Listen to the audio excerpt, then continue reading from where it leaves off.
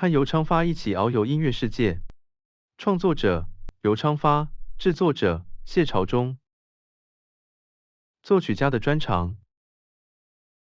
我们讲到作曲家的时候，常常习惯说到他们的交响曲，说：我认为贝多芬的命运最有魄力，马勒的第8交响曲最雄伟，德弗扎克的新世界最好听，等等等等。好像作曲家人人会做交响曲，交响曲是所有作曲家作曲的重心。事实当然不是这样。首先，交响曲是古典时期以后才兴起的，成为今天我们看重的样子，大概是海顿以后的事。是海顿写了包括玩具交响曲、告别交响曲那样的东西，引起了我们对交响曲的兴趣。之后莫扎特接着写了一些像 G 小调那种东西，让我们觉得好听，愿意一听再听。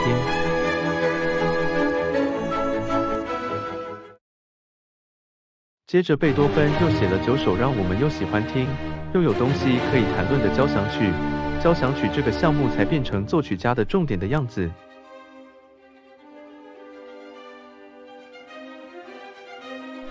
在海顿以前，作曲家有各式各样的作品，歌剧、神剧、合唱、各种器乐曲，就是没有海顿或贝多芬那样的交响曲。伟大的巴哈写了几首叫做 Symphony 的曲子，它们是20-30小节左右的古钢琴曲。今天我们习惯把这些曲子叫3声部创意曲，它们是初级至中级的钢琴教材。音响和长度的规模都跟海顿、贝多芬的交响曲相去甚远。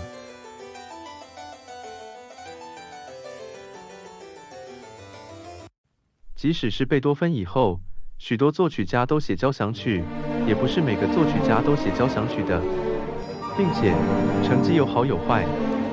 因为作曲家主要是音乐家，他们大部分先是或大或小的演奏者，后来才去作曲。然后自然而然的越做越多，作品越来越被肯定，终于变成作曲家。他们不见得都会写交响曲。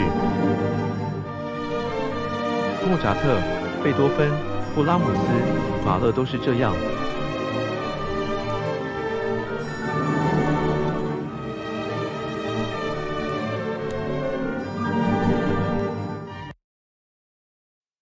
早先西洋音乐主要是教堂合唱的时候，作曲家都出身合唱团团员。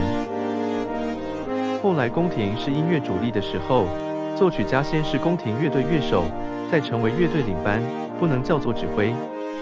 那时还没有这个专业。他们后来成为专业作曲家，海顿就是这样过来的。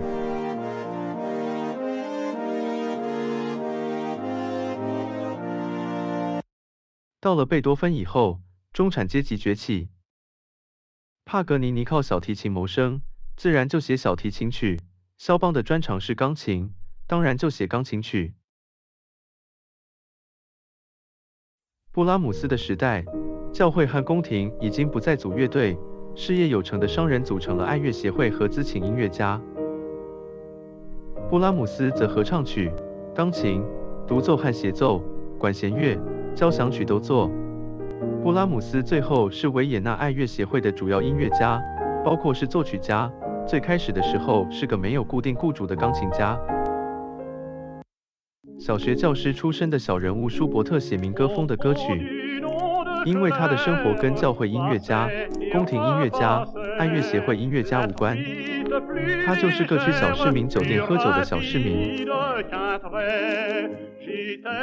不过，欧洲人从海顿时期起到20世纪末，养成了一批很了不起的音乐爱好者。